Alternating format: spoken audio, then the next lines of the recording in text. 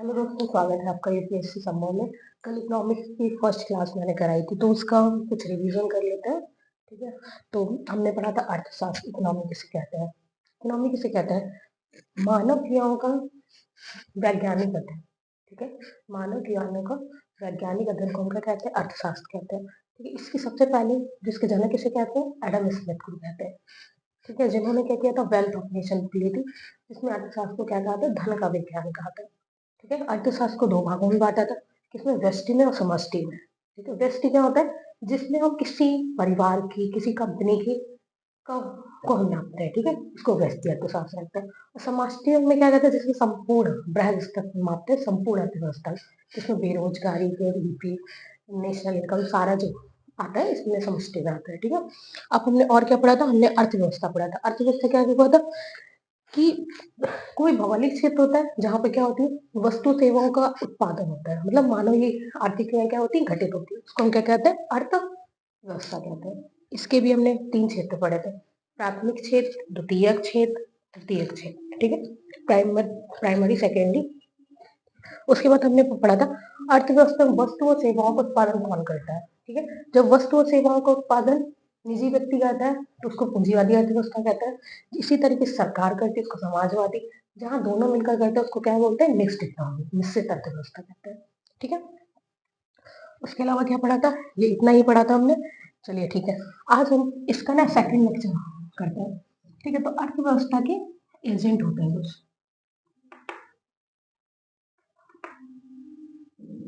क्या होते हैं? एजेंट। अर्थव्यवस्था में एजेंट मतलब क्या होता है? जो वस्तु और सेवाओं को क्या करते हैं? उत्पादन करते हैं, उनको हम क्या कहते हैं? अर्थव्यवस्था के एजेंट कहते हैं। ठीक है। क्या करते हैं? वस्तु सेवाओं को क्या करते हैं? उत्पादन करते हैं, उनको हम अर्थव्यवस्था के एजेंट कहते हैं। कौन कौन से हो गए? परिवहन हो गया, दूसरा सरकार हो गई, तीसरा क्या हो गया? निजी हो गया। परिवार, ठीक है। कुछ लोगों को देखा होगा आप, वो सिर्फ कुछ चीजें अपने लिए उत्पादन करता है। ठीक है। उसको क्योंकि वो वस्तुओं से क्या कर रहा है? उत्पादन कर रहा है, इसीलिए परिवार हो गया। दूसरी सरकार क्या करती है? सरकार भी उत्पादन करती है। समाजवादी अर्थव्यवस्था में क्या करती है? सरकार ही तो वस्तु सेवा को उत्पादन करती है। ठीक है। निजी, निजी व्यक्ति, इसका मेन उद्देश्य क्या होता है? लाभ कमाना। तो ये वस्तु सेवाओं का उत्पादन करते हैं। यही तो अर्थव्यवस्था के तीन एजेंट होते हैं: परिवार, सरकार और निजी। ठीक है। यही तो वस्तु सेवा को उत्पादन करने में भूमिका होती है। ठीक है। ठीक है। हमने कल अर्थव्यवस्था पढ़ी थी तीन प्रकार की। एक होती है बंद अर्थव्यवस्था, क्लोज्ड इकोनॉमी। ठीक है। बंद अर्थव्यवस्था मतलब होता है ना, ऐसी अर्थव्यवस्था जिसका आयात निर्यात पूरी तरीके से क्या होता है? प्रतिबंधित होता है। मतलब आयात में किसी भी अन्य देश से क्या नहीं करते? आयात निर्यात नहीं करते। ठीक है। ऐसी अर्थव्यवस्था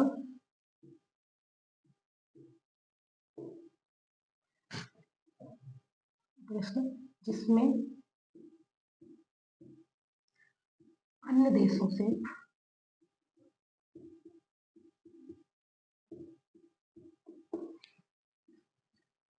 आयात निर्यात प्रतिबंधित होता है।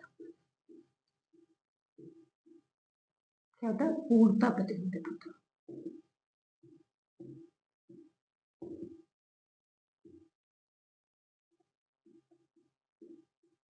ठीक है। इसको हम क्या बोलते हैं? बंद, क्लोज्ड इकोनॉमी। एक होता है खुला अर्थव्यवस्था, खुली अर्थव्यवस्था।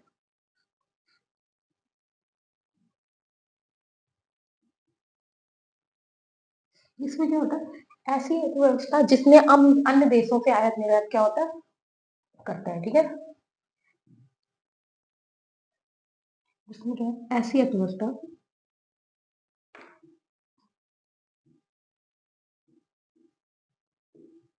जिसमें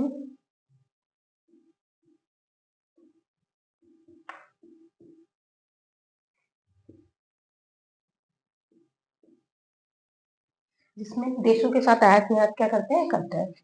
ऐसी अर्थव्यवस्था जिसमें आयात निर्यात होता है। क्या होगा? आयात निर्यात किस चीज का होगा? वस्तु और सेवा का आयात निर्यात क्या होता है? उसको बोलते हैं खुली अर्थव्यवस्था। एग्जाम्पल इस समय सारी, जैसे भारत है, अमेरिका, ये सारी अन्य देश सब ओपन इकोनॉमी है। भारत देश करता है ना, अमेरिका के साथ करता है, अमेरिका भी भारत के साथ करता है, इंडिया जापान के साथ करता है, रूस के साथ करता है। भारतीय को अन्य अर्थव्यवस्था, अन्य देशों की अर्थव्यवस्था, ठीक है। इसको बंद इकोनॉमी, इसको खुली इकोनॉमी। देखो देखो वस्तु को सेवा का उत्पादन करते हैं तो कुछ चीजें चाहिए होती होंगी, उसको बोलते हैं उत्पादन के कारक, ठीक है, कारक, ठीक है। उत्पादन के कारक है तो वस्तु सेवा के उत्पादन में जिन कारों की आवश्यकता होती है उन्हें हम क्या कहते हैं, उत्पादन के कारक कहते हैं। क्या कहते हैं, वस्तु सेवा के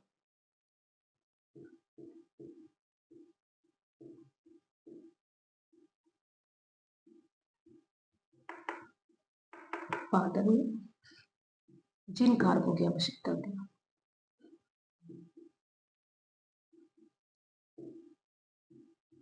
की आवश्यकता होती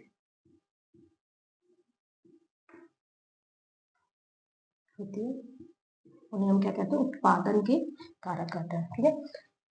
एग्जाम्पल इसका क्या होगा, एग्जाम्पल जैसे हमने ये पेन का कारखाना खोल लिया, ठीक, पेन का कारखाना खोलेंगे तो कहीं ना कहीं तो हमें क्या लेनी होगी, भूमि लेनी होगी, भूमि लेनी होगी, ठीक है। कोई ना कोई व्यक्ति इसको खोलेगा, जैसे मैं ही खोलती हूँ, ठीक है, तो मैं क्या हो गई, उद्यम हो गई, ठीक है। और इसके लिए जो भूमि ली, ठीक है, तो भूमि हो गई। अब कुछ ना कुछ तो मैं लोगों को लगाऊंगी, श्रमिक, ठीक है।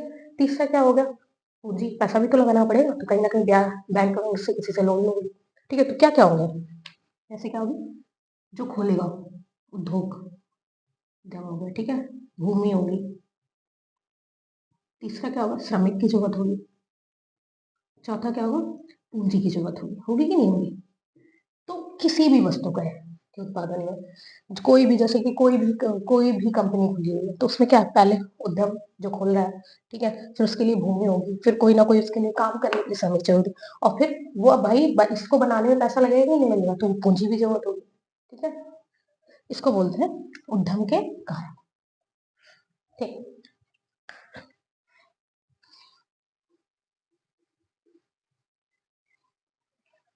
अब उद्यम के कारक है, अब तो कारक लागत होती है, फैक्टर कॉस्ट, कारक लागत, इंग्लिश में बोलते हैं इसको फैक्टर कॉस्ट। क्या होती है फैक्टर कॉस्ट, किसी वस्तु और सेवाओं को जब हम उत्पादन करते हैं ना, तो उसके लिए उद्यम के द्वारा कुछ व्यय किया जाता है, उसको हम क्या कहते हैं, कारक लागत कहते हैं। किसी वस्तु और सेवा के उत्पादन में उद्यम द्वारा व्यय की गई लागत को हम क्या कहते हैं, कारक लागत, ठीक। बोलते हैं किसी वस्तु और सेवा के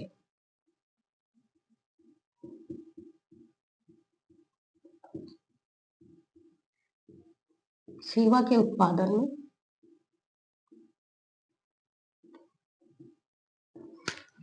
क्योंकि कोई खोलेगा ना, उद्यम द्वारा व्यय किया जाता है, उद्यम द्वारा व्यय किया गया, उसे हम क्या कहते हैं, कारक कहते हैं। एग्जाम्पल जैसे अब मैंने क्या किया, उद्यम खोला, ठीक है, उद्यम हो गई, ठीक है। मैं कोई भी चीज खोलूंगी, कोई भी कंपनी खोलूंगी, मैं मार्कर की ये कंपनी खोलूंगी, तो किस लिए खोलूंगी, ताकि मुझे क्या हो, लाभ हो, ठीक है, क्या हो, लाभ हो, तो क्या हो, मेरा क्या हो, लाभ है, ठीक है। दूसरा, श्रमिक को बुलाऊंगी मैं, ठीक है, पूंजी लगाऊंगी पहले, तो कहीं ना कहीं से मुझे पैसा लूंगी, बैंक से पैसा लूंगी, तो मुझे क्या देना होगा, उसका ब्याज देना पड़ेगा कि नहीं देना पड़ेगा, ठीक है, तो उसका क्या देना होगा, ब्याज देना होगा, ठीक है। तीसरा क्या हो गई, अब क्या है, अब मैं भूमि लूंगी, उसके लिए क्या देना होगा, मुझे कोई भी जमीन लूंगी तो उसका कहीं ना कहीं मुझे क्या देना होगा, उसका मुझे किराया देना होगा, ठीक है। तीसरा, श्रमिक, अब कोई व्यक्ति काम करने आएगा, वो अपना श्रम देगा, तो उसके बदले क्या लेगा, वो वेतन लेगा कि नहीं लेगा, वेतन लेगा कि नहीं लेगा, तो ये सब क्या हो जाएगी, ब्याज, किराया, वेतन, ये सब क्या हो जाएगा, कारक लागत। जैसे कि इसको बनाने में, इसको पहले मैंने क्या किया, कोई ना कोई जगह ली, ठीक है। उसके बाद क्या किया कि इसमें पैसा लगाया, इसकी जो मतलब स्याही अलग बनेगी, ये ऊपर का रिफिल अलग बनेगा, ये अलग बनेगा, ठीक है। तो इसकी सबकी फिर मैंने क्या हुआ मशीनें मंगाई होंगी, तो इन सब में क्या होगा पूंजी लगेगी, लगेगी कि नहीं लगेगी। और दूसरा भूमि लिए होगी तो उसका किराया, उसके बाद बाहर से लोग काम करने आएंगे तो उनको मुझे पैसा देना पड़ेगा कि नहीं पड़ेगा। उसके बाद ये बनेगा 8 रुपए का, ठीक है। उसके बाद फिर क्या होगा, मैं क्या करूंगी, इसमें क्या करूंगी 2 रुपए, मतलब जो मतलब मैंने इसमें जो भी पैसा लगाया उसको क्या बोल दिया गया, उसकी कारक लागत, ठीक है। फैक्टर कॉस्ट हो गया, ठीक है। तो इसको बोलते हैं इसकी कारक लागत, जो इसको बनाने में जितना पैसा खर्च हुआ कारक लागत बोलते हैं, ठीक है। अब कारक लागत, अब देखो ये कारक लागत है। अब ये कारक लागत होगी, किसके लिए हुई कारक लागत, ये उद्यम के लिए हुई ना कारक लागत, ठीक है। इसी तरीके से कारक आय होगी, जो कारक लागत होती है ना उद्यम के लिए, वो क्या होती है कारक आय हो जाती है इनके लिए, ठीक है। ये क्या हो जाती है कारक आय। जैसे श्रमिक को क्या मिलेगा, वेतन मिलेगा, तो उसकी क्या है वो इनकम हुई नहीं हुई, तो वो आय हो गई, ठीक है। भूमि के लिए किराया हो गया तो वो क्या हो गया कारक आय हो गई। इसी तरह पूंजीपति को क्या होगा ब्याज मिलेगा, तो क्या होगी उसकी कारक आय होगी। इसी तरीके से उद्यम को क्या मिलेगा लाभ, तो उसकी क्या होगी फैक्टर इनकम हो गई, ठीक है, सॉरी प्रॉफिट हो गया, ठीक है।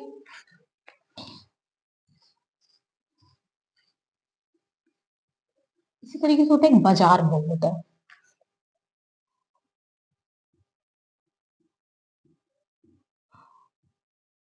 बाजार मूल्य होता है, ठीक है।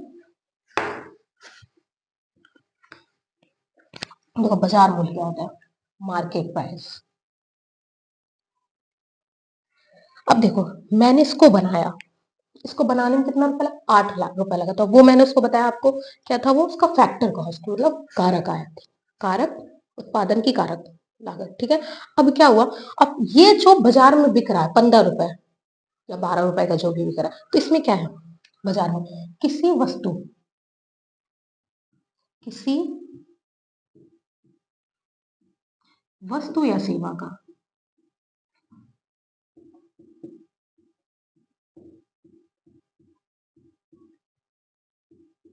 जो क्रय विक्रय होता है बाजार में क्या होता है,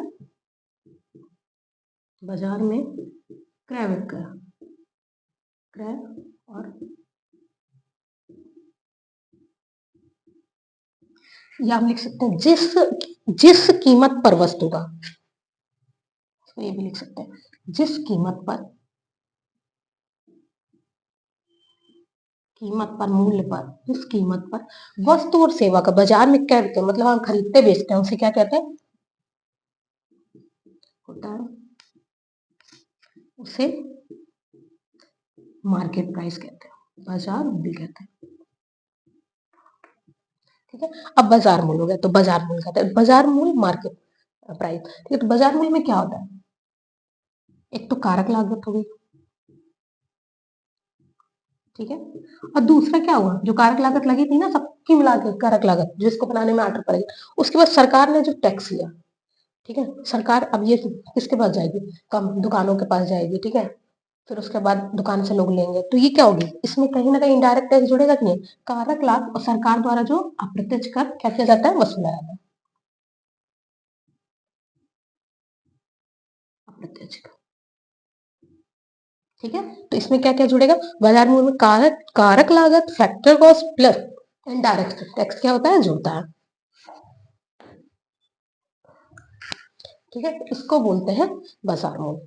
जैसे कि इसको मैंने 8 रुपए में बनाया, इसकी कारक लागत हो गई, ठीक है। उसके बाद क्या हुआ सरकार ने इससे टैक्स लिया कि नहीं लिया, सरकार इसमें मार्केट में आके हमको कितने में मिलेगा, अब मैं बनाऊंगी तो आप लोग खरीदोगे ना, तो आप लोग कितने लोगे इसको 12 रुपए में लिया, 12 रुपए में लिया तो ये इसकी क्या हो गई, ये इसकी हो गई मार्केट वैल्यू। तो इसमें क्या जुड़ा हुआ सरकार के द्वारा जो टैक्स लिया जाता है, कौन सा टैक्स, डायरेक्ट टैक्स नहीं, ठीक है। हम आप कौन सा टैक्स टैक्स देते हैं, इनडायरेक्ट टैक्स, सरकार से सीधे तो नहीं वसूलती है लेकिन वो दाम में क्या जो भी हम वस्तु खरीदते हैं उसमें क्या हो जाता है वो इंक्लूड होता है, ठीक है। तो इसको बोलते हैं इनडायरेक्ट टैक्स,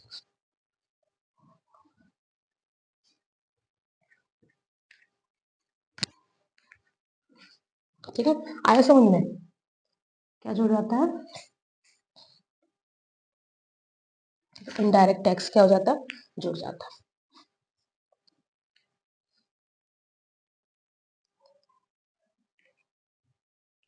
इसको भी ना अभी दिक्कत होना है।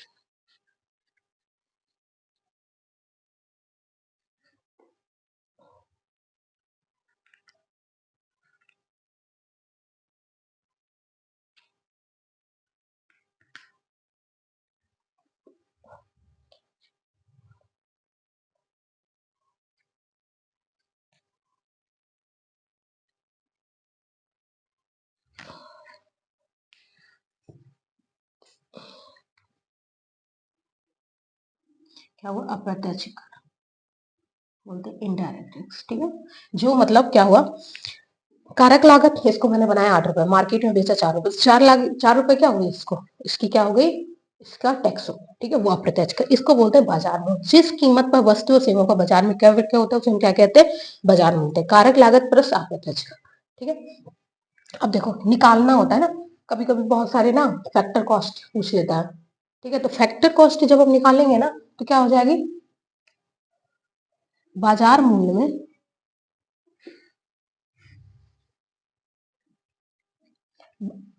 ये इस साइड क्या हो जाएगी, बाजार मूल्य में अप्रत्यक्ष कर क्या हो जाएगा, माइनस हो जाएगा।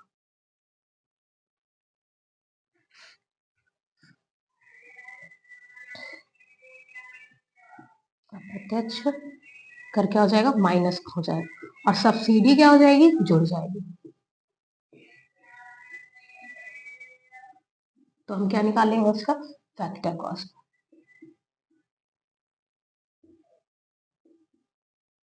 ठीक है, ठीक, फैक्टर इनकम निकल आएगा, सॉरी फैक्टर कारक लागत, कारक लागत। ठीक है, बाजार मूल्य और कारक मूल्य। ठीक है, तो ये क्या होगा इसके,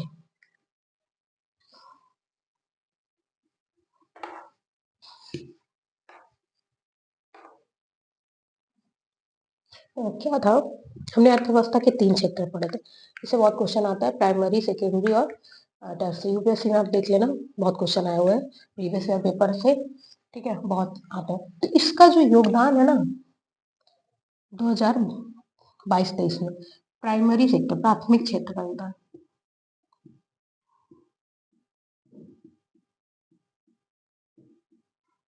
ठीक है, जीडीपी में योगदान, किसमें, जीडीपी में। ठीक है, जीडीपी में कितने परसेंट है। ठीक है, इसी तरीके से रोजगार कितने लोगों को देता है। ठीक है, इसी द्वितीयक का, सेकेंडरी का, तृतीयक का। आज भी इसमें ना 45% लोग रोजगार, 45% लोग प्राथमिक क्षेत्र में क्या हुए, लगे हुए हैं। ठीक है, कुछ लोग क्या होते हैं, कृषि कर रहे हैं, उसके बाद मछली पालन कर रहे हैं, दूध दूध पालन कर रहे हैं, पशु पालन कर रहे हैं, ये सब क्या है, प्राथमिक क्षेत्र में क्या हो, लगे हुए हैं। 45% लोग, अपनी 100% देंगे 45%, लेकिन ये जीडीपी का कितना परसेंट दे रहा है, मात्र 24%, सॉरी 22%, कितना दे रहा है, मात्र 22% जीडीपी में इसका योगदान। ठीक है, इसी तरीके से द्वितीय क्षेत्र में लोग कितने लगे, 24%, 22-23 का है। ठीक है, और कितना परसेंट योगदान है इसका जीडीपी में, 24%। ठीक है, और तृतीय क्षेत्र में कितने लोग लगे, 31%। लेकिन इसका योगदान कितना है, बताओ, कितना कितना बच रहा है, 100 में इसको जोड़ दो और माइनस कर दो। ठीक है, तो 56%। ठीक है, कर लो,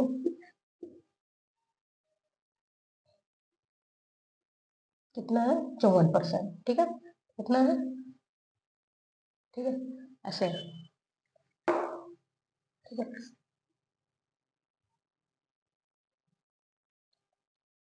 ठीक है, ऐसे ही है।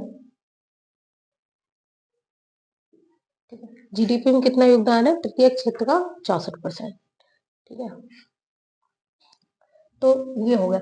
अब देखो देखो इतने लोग लगे हुए हैं लेकिन जीडीपी योग 22%, कुछ ना कुछ तो दिक्कत है। ठीक है, अब 24% द्वितीय क्षेत्र का सबसे कम है, तृतीय क्षेत्र जिसको सेवा क्षेत्र कहते हैं, लोग कम लगे हुए हैं और दे भी रहा है हमारे अर्थव्यवस्था में ज्यादा पैसा। तो कहाँ कमी है, कुछ ना कुछ तो दिक्कत है कि नहीं है। ठीक है,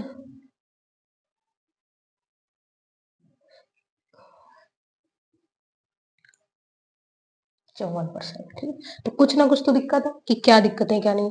ठीक, तो ये आगे पढ़ेंगे।